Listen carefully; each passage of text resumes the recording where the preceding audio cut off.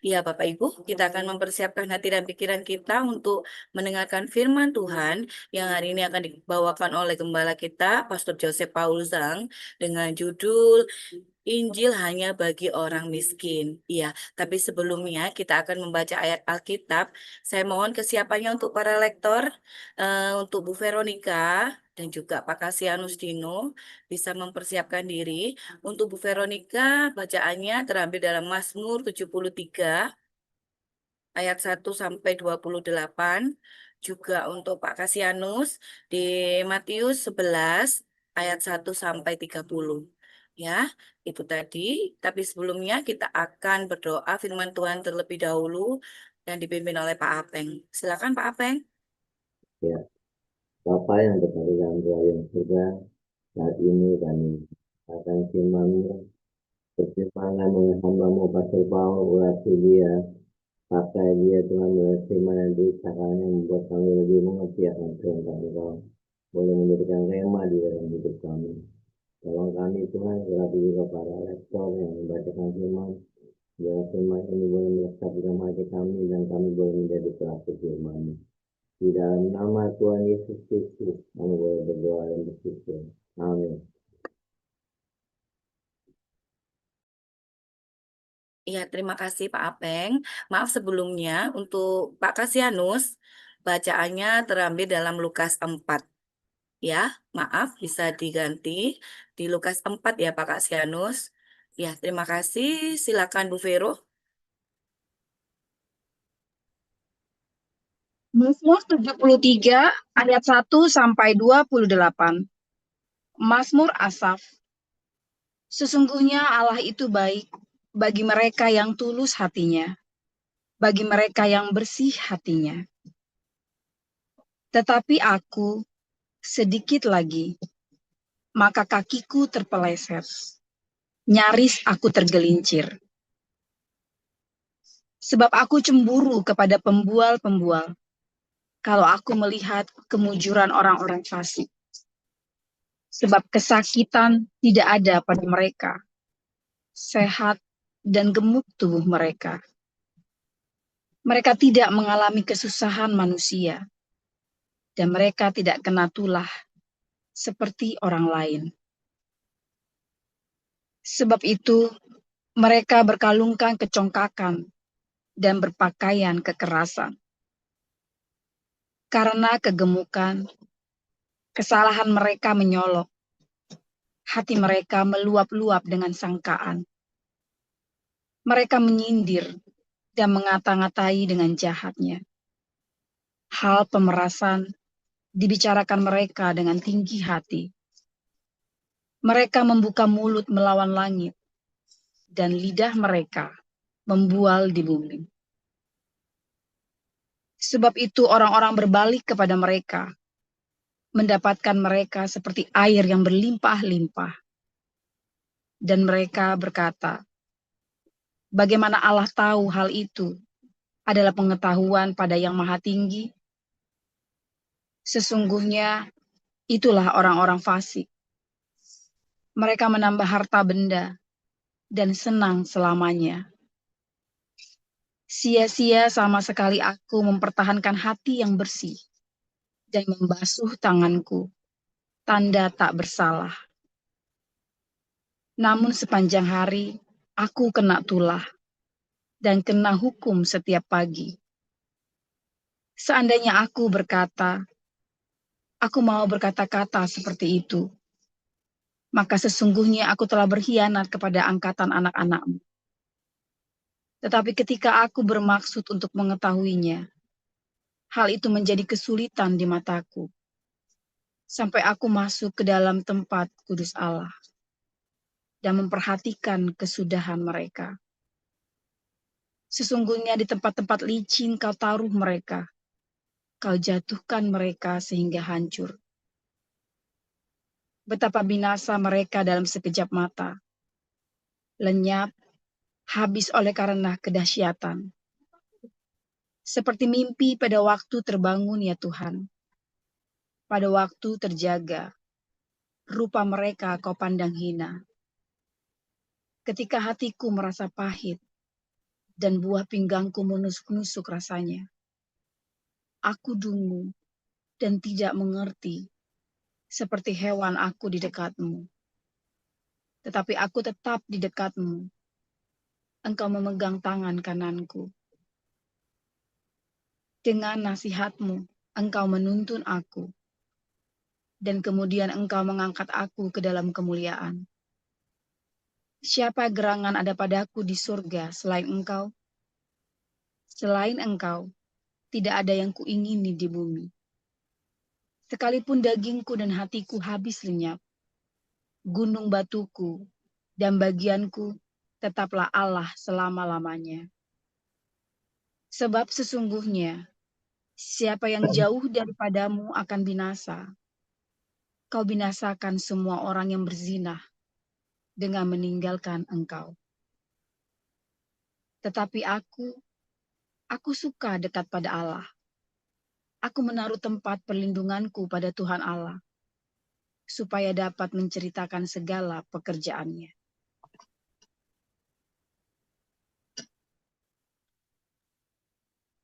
Ya, silakan. Kasihanus Dino melanjutkan.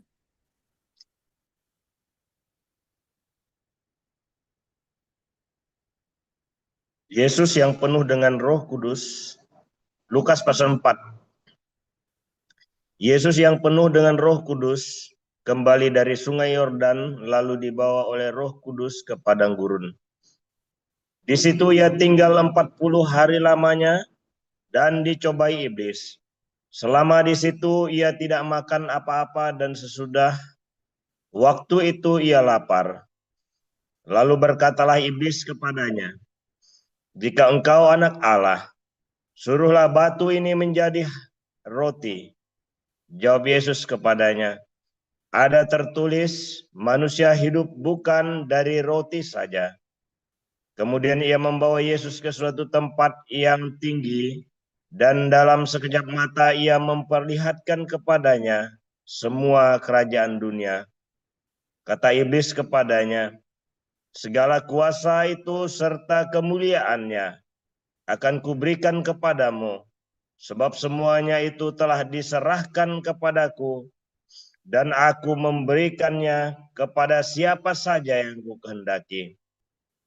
Jadi jikalau engkau menyembah aku, seluruhnya itu akan menjadi milikmu."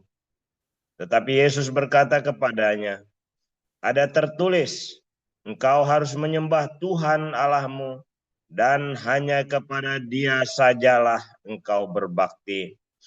Kemudian ia membawa Yesus ke Yerusalem dan menempatkan dia di hubungan bait Allah, lalu berkata kepadanya, "Jika engkau anak Allah, jatuhkanlah dirimu dari sini ke bawah, sebab ada tertulis mengenai engkau, ia akan memerintahkan malaikat-malaikatnya untuk melindungi engkau, dan mereka akan menatang engkau di atas tangannya, supaya kakimu jangan terantuk kepada batu." Yesus menjawabnya katanya, "Ada firman, jangan engkau mencobai Tuhan Allahmu." Sesudah iblis mengakhiri semua pencobaan itu, ia mundur daripadanya dan menunggu waktu yang baik. Dalam kuasa Roh kembalilah Yesus ke Galilea, dan tersiarlah kabar tentang dia di seluruh daerah itu. Sementara itu ia mengajar di rumah-rumah ibadat di situ, dan semua orang memuji dia.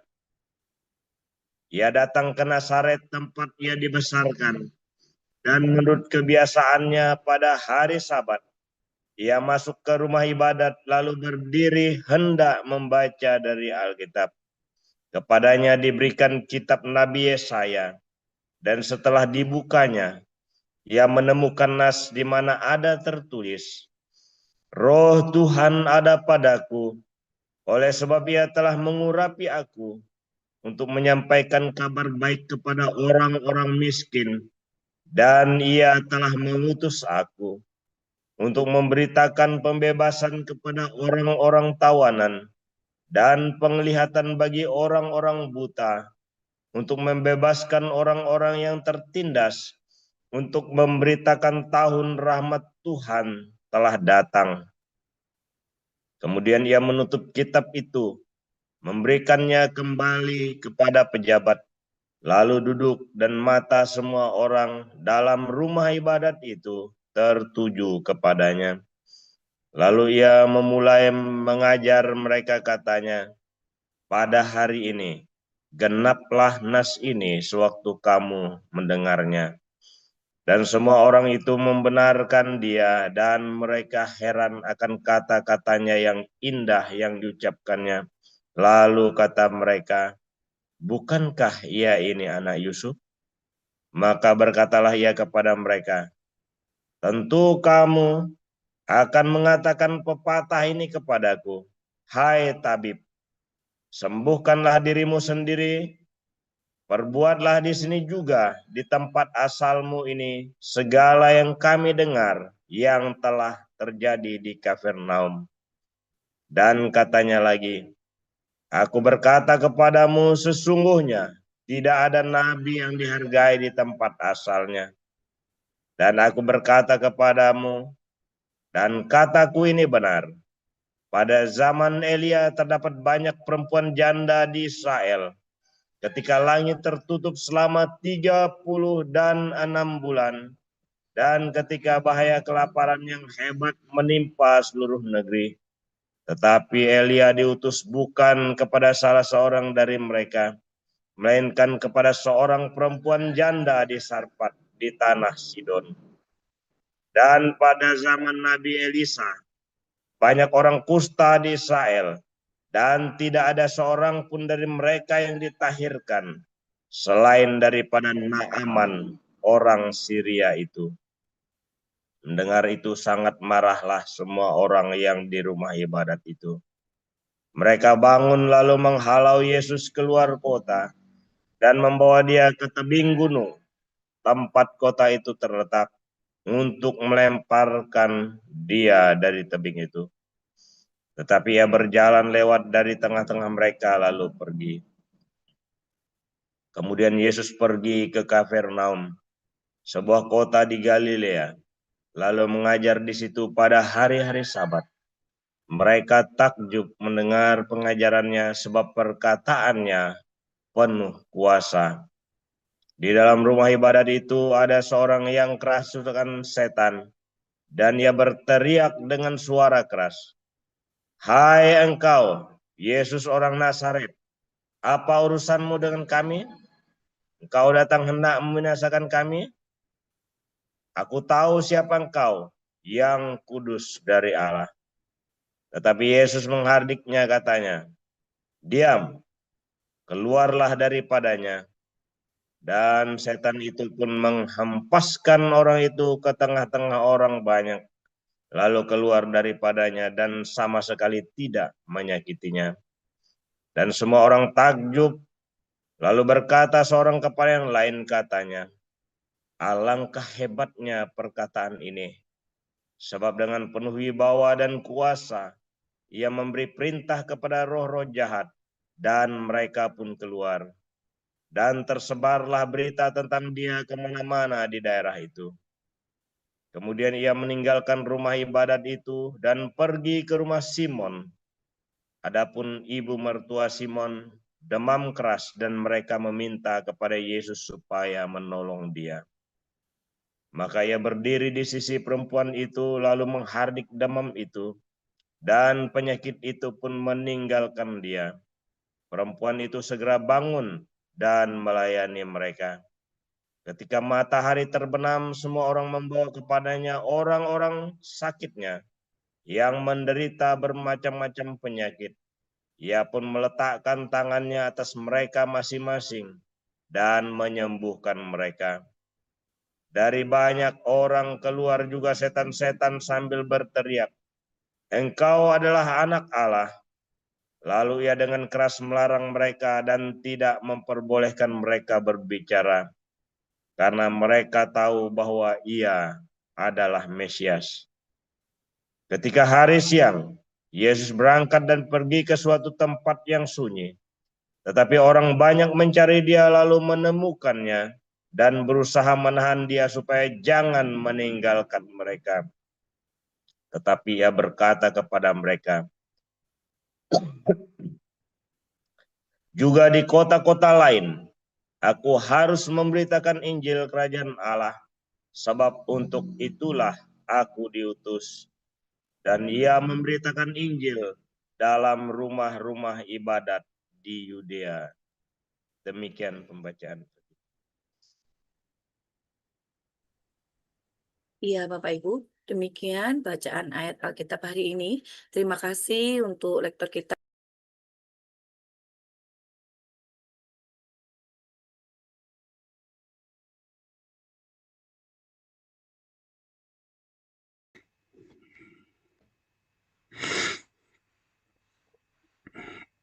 Yang akan disampaikan oleh Gembala kita Pastor Joseph Paulzang. Silakan, Pastor. Haleluya, firman Tuhan selalu baru setiap hari. Ketika kita menanti-nantikan Tuhan dengan penuh cinta, dengan penuh pengharapan. Injil bagi orang miskin saja, saudara. Saudara, Injil bukan diperuntukkan bagi orang-orang terhormat, orang-orang raja-raja yang kaya, atau para ahli Taurat yang hebat. Injil juga bukan diperuntukkan ya untuk orang-orang penguasa-penguasa, pejabat-pejabat, politikus ya. Tapi Injil itu diperuntukkan bagi orang-orang miskin papa. Ya, orang-orang yang sederhana, simpel. Orang-orang yang setiap hari menanti-nantikan pertolongan Tuhan. Orang-orang yang tiap hari mengharapkan mujizat karena hidupnya saking susahnya. Orang-orang yang tiap hari kembang kempis, ya, karena hari ini mau makan apa. Itulah Injil diberitakan. Injil diberitakan kepada orang-orang yang lagi sakit di rumah sakit, ya, orang-orang yang lagi mengalami keputusasaan, ya, vonis dokter, ya, 4 minggu lagi mati. Itulah Injil diberitakan. Injil diberitakan juga kepada orang-orang yang putus asa, yang keluarganya korat-karit. Injil diberitakan kepada orang-orang anak-anak yang orang tuanya cerai, yang nggak jelas. Orang-orang yang diperkosa sama bapaknya sendiri, ya, orang-orang yang dijual oleh keluarganya sendiri. Itulah Injil diberitakan, saudara. Sebab ketika Anda sedang mengalami kelimpahan, Anda belum percaya Yesus, tapi Anda kaya raya, Anda tidak butuh Yesus. Ketika Yesus diberitakan, apa itu? Hanya begitu, tengok aja apa itu. Ketika Injil diberitakan kepada bangsawan-bangsawan, oh ya, hanya sebagai pemuas kuping saja. Ketika diberitakan, Injil diberitakan kepada orang-orang yang sehat, orang-orang yang berbadan kekar, ya, berbodi seksi. Mereka nggak butuh Injil, mereka butuh penampilan dan seks. Ya, mereka membutuhkan pemuasan hawa nafsunya. Dengar Injil, apa itu? Aneh. Ya kan? Anda pernah gitu nggak? Anda yang berasal dari kalangan jet set, yang biasa dugem, begitu ada orang memberitakan Injil kan Anda merasa aneh. Tidak menghina, ya ada yang menghina, tapi tidak menghina, cuman merasa aneh aja. Freak kalau ada orang yang lagi begitu kan. Aneh kan? Ketika saya memberitakan Injil kepada teman-teman saya yang kaya raya, saudara-saudara saya yang kaya raya, mereka bilang, kamu itu bodoh, kamu itu sedang dimanipulasi. Kamu jangan aktif di gereja, kamu bayar perpuluhan di gereja. Mereka nggak salah, saudara. Karena mereka melihat pendeta-pendeta kaya raya gara-gara perpuluhan. Sementara mereka harus bekerja dengan susah payah. Ya kan? Tetapi di satu pihak, mereka juga melihat mereka tidak perlu Injil itu. Mereka punya tabungan. Ya kan? Mereka tidak butuh Tuhan. Ya kalau mereka cerita tentang Tuhan pun ya basa-basi saja, hanya buat seru-seruan cerita karena Pancasila, takut mereka dibilang komunis. Jadi mereka, oh ya saya percaya Tuhan, saya ke gereja. Bahkan mereka pergi ke gereja. Loh, saudara. Ya, seminggu bisa 3 kali tuh. Ya, ibadah hari Minggu, ibadah tengah minggu, ya kan? Lalu kalau ada pendalaman Alkitab, mereka ikut tuh. Tetapi mereka tidak ada rasa haus akan firman Tuhan. Bukan karena ingin mencari kebenaran, karena supaya mereka merasa sudah menjalankan Pancasila, bukti mereka bukan ateis. Itulah sebabnya Injil itu biasanya, ya Injil itu ya lebih mudah diterima oleh orang-orang miskin. Karena orang-orang miskin ketika ada memberitakan Injil, mereka ingin tahu, pengen ada kabar apa yang bisa melepaskan saya. Kalau ada orang-orang sakit yang sudah vonis mau mati, ada kabar apa yang bisa menyembuhkan saya. Kalau ada orang-orang yang hancur hidupnya, depresi, ada kabar apa yang bisa memulihkan saya. Mereka senang mendengarkan kabar baik. Masalahnya kabar baik yang mana nih? Nah, kabar baikmu Yesusnya punya Tuhan, itu bukan kabar baik, saudara. Ketika Yesus punya Tuhan itu bukan kabar baik, itu kabar yang menyesatkan. Di akhir zaman, orang-orang suka ngumpulin guru-guru. Kamu hanya mendengar apa yang ingin kamu dengar. Ketika dikasih tahu kebenaran, orang yang ngasih tahu kebenaran ini malah dicaci maki sekuat tenaga, karena kamu sudah punya guru-guru favorit. Ketika ada orang mengatakan, yang benar, ini loh yang benar. Injil yang benar adalah bersedekah. Caci maki, saudara. Oh, tiap orang kan ada panggilannya masing-masing. Ya, saudara ya. Itu karena kamu adalah korban dari kupingmu yang ingin dipuaskan hawa nafsunya. Dengerin semua ya, yang pokoknya kamu dalam kepalamu kamu pengennya apa? Oh, saya pengen jelek-jelekin orang Islam. Maka keroyok geruduk. Nah, tapi saya bersyukur saudara ya, ada 200 orang yang unsubscribe ya, dan itu bagus buat saya. Karena orang-orang ini ternyata sudah 5 tahun mendengar YouTube saya, mereka tidak mengerti. Dan saya bersyukur masih ada 175.000 orang yang waras, yang masih ada di YouTube saya, dan terutama di Zoom ini ada 150 orang yang waras. Di Zoom ini 147 orang yang waras, yang mendengarkan Injil yang benar. Injil yang mana, saudara, yang kamu dengar? Kabar sukacita, di mana Yesus adalah sungguh-sungguh satu-satunya juru selamat, satu-satunya Tuhan, satu-satunya Raja segala Raja. Tidak ada yang lain. Tidak ada di atasnya Yesus. Tidak ada. Itulah Injil yang benar. Sehingga Injil-Injil seperti ini sangat langka sekarang. Kenapa? Karena sekarang orang-orang mendengarkan apa yang ingin mereka dengar. Itulah sebabnya saya kalau ngomong kasar sekali, supaya kamu memfilter. Supaya kamu memfilter, menyaring. Artinya kalau kamu mau dengar yang saya ngomong, kamu harus dengarkan dengan penuh kerinduan. Kalau tidak, kamu enggak. Kamu cuman, ya saya ingin mendengarkan yang saya suka saja. Tetapi ketika saya bawa ya Injil ini dengan benar, maka kamu akan diberkati, kamu akan dipulihkan. Kamu tidak akan cuma hura-hura ya di lautan kodok yang sedang kagok. Tapi kamu ada di barisan tentara Allah yang disiplin dengan hidupnya, dengan kekudusan, dengan moralitas, dengan diakonia, dengan pembacaan Alkitab rutin, bukan cuma berhura-hura. Orang yang selalu peka dengan lingkungannya. Ya, saudara ya. Injil yang benar, barang yang berkualitas itu bungkusnya ya pakai kertas coklat, saudara. Ya, barang yang jelek itu dibungkus dengan pernak-pernik. Ya, saudara ya. Barang yang jelek itu dibungkus dengan pernak-pernik supaya kamu tertarik dengan bungkusnya dan kamu terperdaya. Tapi barang yang bagus itu kertasnya coklat. Kamu coba pergi ke toko onderdil mobil. Barang-barang bagus itu bungkusnya cuma coklat. Barang yang jelek itu bungkusnya mewah sekali, saudara. Mengapa? Karena barang itu harus kelihatan bagus dan menarik.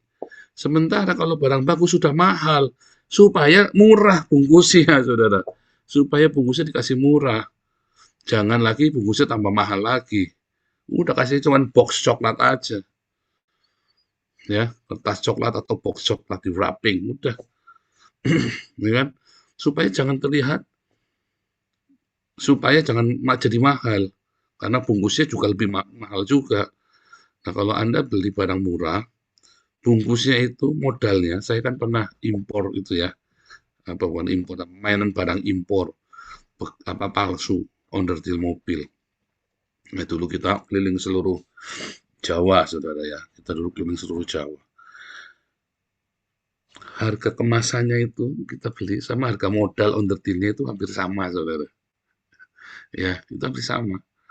Dan kita jual supaya kelihatan menarik. Tapi kalau barang-barang asli yang barang-barang apa namanya OEM ya, namanya original equipment machine itu ya, maka bungkusnya sederhana, murah, supaya jangan tambah mahal, kan harganya sudah mahal. Nah, Injil juga begitu. Injil yang benar itu ya adalah Injil yang apa, saudara? Injil yang berkualitas. Yang kalau Anda lakukan ada buahnya, bukan tipu-tipu. Bukan Injil untuk tipu-tipu. Yang penting kamu kena dulu. Yang penting kepancing dulu. Ya, karena kamu bukan salesman.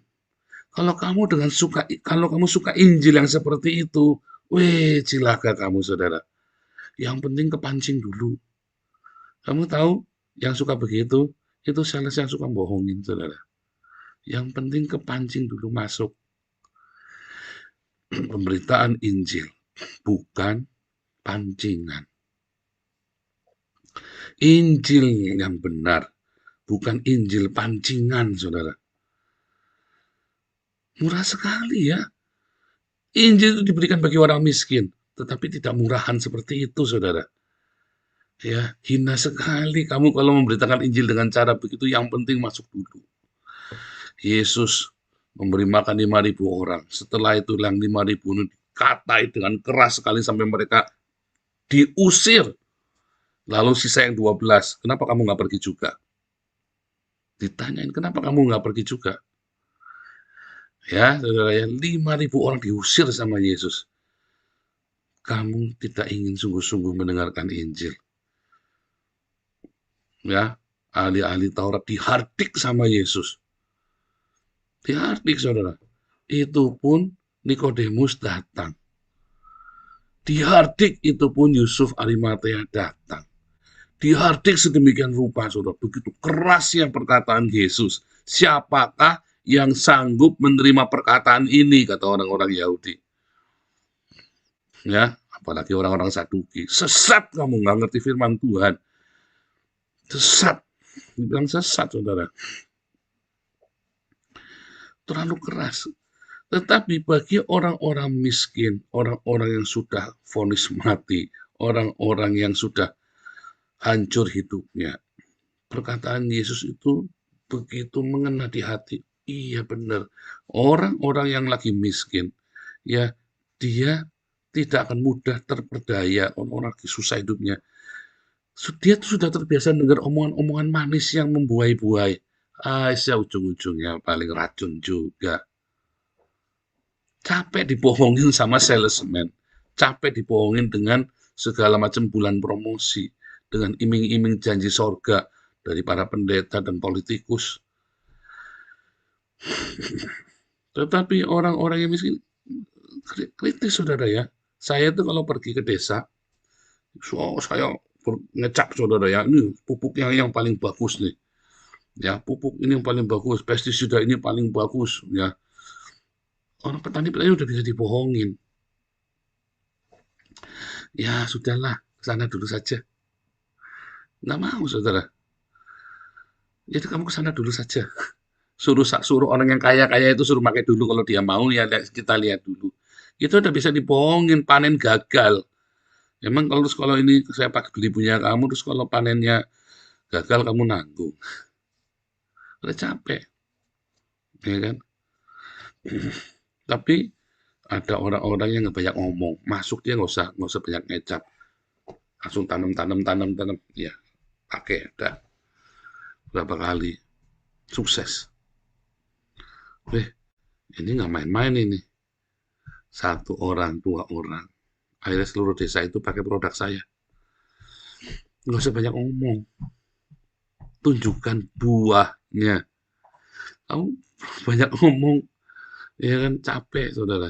Oke, saya tunjukkan, semua kumpulin ya. Yuk kita janjian bulan ini. Ini saya 1 hektar. Pak petani ini saya modalin semuanya, saya bayarin. Ini pupuknya saya pakai punya saya, pestisidanya pakai punya saya. Kita lihat yang bagus punya dia atau punya kalian. Yesus juga sama, nggak banyak ngomong. Dia tunjukkan dengan mujizat-mujizat. Dia tunjukkan dengan perbuatannya. Injil yang benar itu bukan banyak ngomong dengan dikemas. Yang penting kepancing dulu, Pak. Yang penting kepancing dulu mereka. Salah kamu, saudara. Kamu sudah menciptakan orang-orang yang bingung nanti.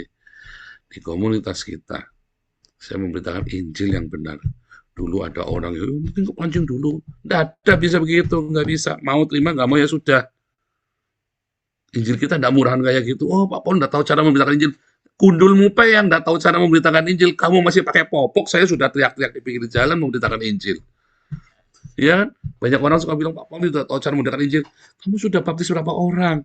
Sudah hampir 1.000 yang dimenangkan komunitas ini dan kita baptis di sini. Saya tahu persis apa itu Injil dan bagaimana cara memberitakan Injil. Tapi saya tidak suka nipu orang dengan Injil. Ya, buat apa? Kejar setoran, kejar omset. Emang saya dapat uang?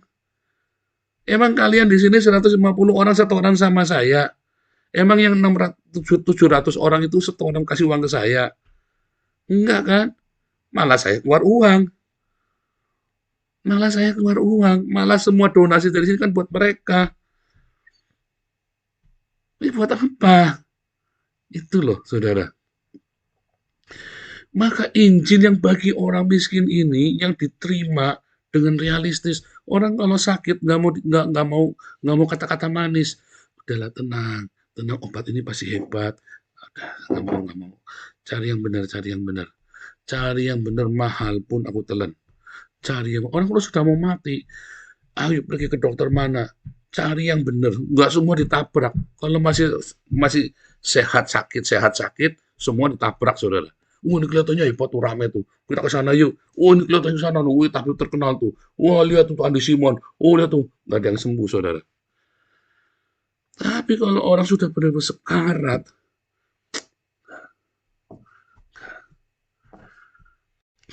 ya, sampai dia tahu dia jadi siapa yang ini. Aku dengar ya, dia dengar. Bapak percaya. Mau sembuh. Itu saudara ya. Injil yang benar itu bukan Injil yang kebanyakan promosi, tapi nggak ada buah. Itulah Injil yang dicari oleh orang-orang miskin papa sengsara ini. Jangan kamu tipu lagi. Kalau Injil-Injil yang penuh membuai-buai itulah itu punyanya orang kaya. Yang mau urunan bikin gedung yang mewah.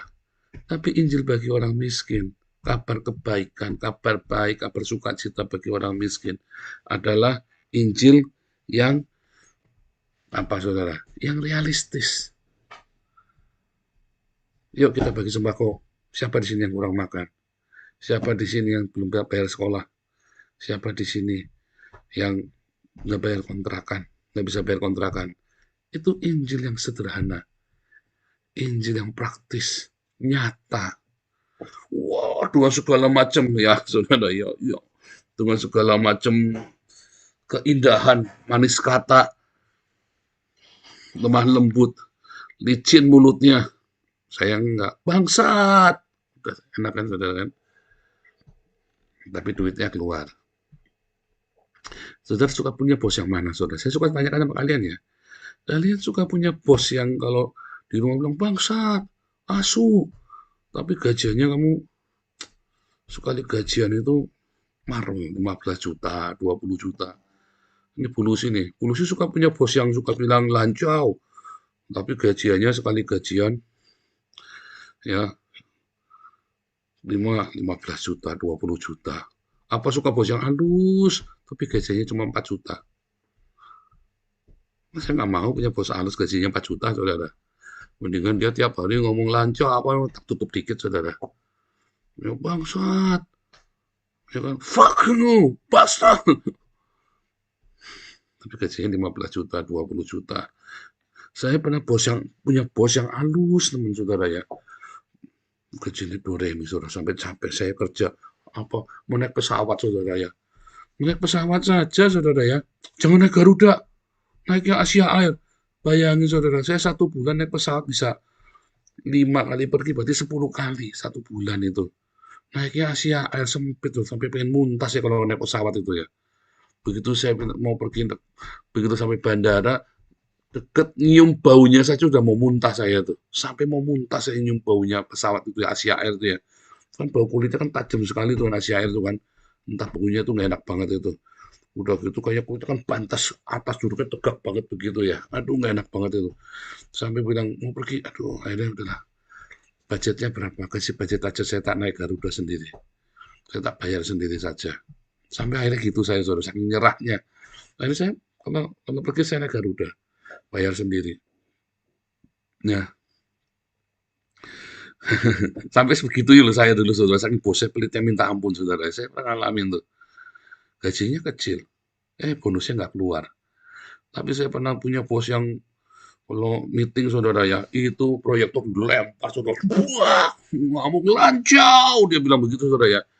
Tapi bonus saya setahun, saya bisa beli Suzuki Baleno 1 baru, saudara. Kasihkan buat Ana, itu ulang tahunnya Ana. Asik kan? Suka mana, saudara? Mendingan dilancau-lancauin, tapi gajinya Suzuki Baleno, saudara. Enggak, saya lagi cerita tentang ini kualitas, saudara ya. Saya lagi cerita tentang kualitas. Saya bisa nggak, ya enak yang halus, Pak. Enak yang halus, tapi masalahnya kalau saya ngomong halus, kamu dengerin nggak? Enggak.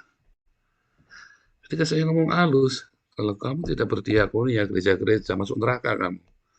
Dasar pendeta-pendeta bangsat, sakit hati kan kamu kan. Tapi kamu kan mikir yang saya ngomong.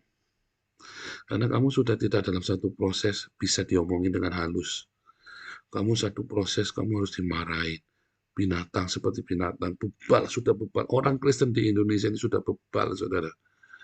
Udah nggak bisa diomongin baik-baik. Itu ada pendeta Juan Mogi ditegur sama Pak Andi. Ya kan itu kalau pergi, coba kalau ketemunya saya, dasar pendeta bangsat lu. Dia pasti akan nengok, saudara. Wah, akan ribut di situ tuh. Iya, kamu pendeta bukannya ngasih jemaatmu dikasih kesejahteraan, malah bangun gereja terus. Nah, kan begitu, saudara ya. Coba, saudara. Ketemunya Pak Andi ngomongnya halus, ketemunya saya, dasar pendeta bangsat lu, kata begitu kan, saudara. Nah, Yesus kan juga sama kan, begitu ketemu orang Farisi, cilaka dasar pendeta laknat tuh, kan gitu kan kalau bahasanya Yesus kan, celakalah kamu ahli Taurat dan orang Farisi. Bedanya saya ngomongnya apa? Dasar pendeta bangsat. Bedanya apa sama Yesus ngomong celakalah ahli Taurat dan orang Farisi? Ya kan, ketika Yeremia berkata, dasar tukang isep, peler kuda. Sama kan, Yeremia juga ngomong begitu kan. Bedanya apa, saudara? Yang saya omongkan. Saking bebalnya ini gereja, orang-orang ini tidak mau lagi mendengar pengajaran yang sehat. Ya, iya kan? Saking tidak mau mendengar pengajaran yang sehat lagi. Ya, biar. Loh, resikonya saya dibenci. Ya kan? Ya enggak apa-apa, suka-suka saya juga nggak marah dibenci. Emang gua pikirin lu siapa? Kan begitu. Yang penting kamu bergabung di sini, jangan sampai kekurangan. Ayo, orang-orang yang setuju dengan apa yang saya ajarkan. Bukan makiannya, tapi yang saya ajarkan. Berdiakonialah yang kencang. Supaya jangan ada yang miskin di tengah kita. Karena itulah inti dari ajaran Injil yang sehat, Injil yang benar. Intinya adalah jualah hartamu, bagikan kepada orang miskin. Itulah Injil yang sempurna. Itulah Injil yang benar. Jangan kamu nyimpen buat dirimu sendiri. Sama. bagi kalian para penerima bantuan yang sudah terima tas baru nanti. Tas yang lama kasihkan ke orang. Ingat ya, jangan disimpan ya. Nanti kamu berkatnya mandek loh. Saya ngomong serius ya. Bagi kalian yang terima tas baru, tas lamanya buang. Kasih orang. Buang. Jangan disimpan ya. Kalau disimpan kamu nanti mandek berkatmu loh. Saya udah wanti-wanti ya. Jangan percaya saya, kamu belajar. Berkati orang lain.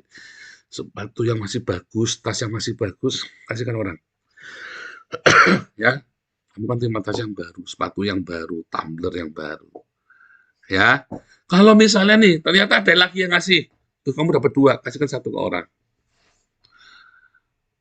Terserah yang dari kita atau yang dari orang yang mau kasihkan. Yang bagus yang kamu pegang, yang kurang bagus kamu kasihkan ke orang. Ya, kalau kamu ternyata dapat 2 sepatu baru, ya belajar. Nanti kamu diberkati. Nanti kamu diberkati sungguh, saudara. Kamu akan diberkati dengan melimpah. Ya, oke. Haleluya, itulah Injil bagi orang miskin. Injil yang sejati. Kalau Injil yang orang kaya itu cuma buat muasin kuping tok, saudara. Orang kaya nggak bisa masuk surga, bisa. Kalau dia punya Injil yang sejati dan mencari Injil yang sejati. Yaitu apa, saudara? Jualah hartamu, bagikan kepada orang miskin. Ya, peduli. There is no poor among us. Itulah Injil yang sejati, saudara. Ya, bukan berarti kamu udah boleh kaya. Gunakanlah kekayaanmu untuk memberkati sebanyak mungkin orang. Jangan kamu ngumpulin donasi buat dirimu sendiri, itu enggak boleh. Kamu dari gereja ini minta, dari gereja sana minta, dari gereja situ minta, buat kamu sendiri, itu enggak boleh, saudara. Kamu nanti akan mandek, kamu nanti rezekinya. Demikian juga kita hamba-hamba Tuhan, kolektornya makan sendiri semuanya. Ya. Loh, saya malah belum beli baju baru. Saya sudah minta, ayo siap para pengurus yang tergerak untuk ngasih aktivis kita di pastori beli baju baru, jaket baru. Saya sendiri malah jaketnya lungsuran, saudara. Saya sendiri nggak minta buat diri saya sendiri, terutama ya buat Marcel, buat Andre, buat Junita, ya kan, terutama buat mereka dulu yang tinggal di pastori dulu, mereka jauh dari mana-mana. Ya, saudara ya, itulah Injil yang sejati. Bukan untukku, tetapi bagaimana kita bisa diberkat supaya semua orang berkelimpahan hidupnya, tidak ada yang kekurangan. Itulah pengajaran Injil yang sejati, saudara. Kalau kamu meleset dari ini, itu Injil palsu, Injil yang lain. Kalau kamu tidak mengajarkan bahwa Yesus satu-satunya Tuhan dan Juru Selamat, ya, Yesus yang punya Tuhan, itulah Yesus yang lain. Ya, jadi apa, saudara? Yesus nggak punya Tuhan. Lah itu Bapak kan Tuhannya bukan. Bapak itu ya Bapak, Bapaknya Yesus. Ya, nggak ada orang manggil bapaknya itu majikan, nggak ada. Bapak ya Bapak, bukan. Nggak ada satupun dari kalian manggil ayahnya Tuhan, nggak ada, nggak ada. Kalau ada kamu compong berarti. Bapak ya Bapak, ayah ya ayah, majikan ya majikan. Ya, ya saudara ya. Yesus tidak punya Tuhan, Yesus punya Bapa, tapi bukan Tuhan. Ya, saudara ya. Itulah Yesus yang benar. Injil yang benar adalah Injil. Bukan untukku, ya kita kumpulin buat saya beli rumah atau saya bikin gereja yang gede. Bukan, saudara. Tapi di mana kamu bisa berbagi dengan sesama. Jangan sampai ada orang miskin di dalam komunitas. Orang-orang yang mendengarkan saya di sini. Nggak boleh ada yang miskin. Itulah Injil yang benar. Haleluya, Tuhan Yesus memberkati.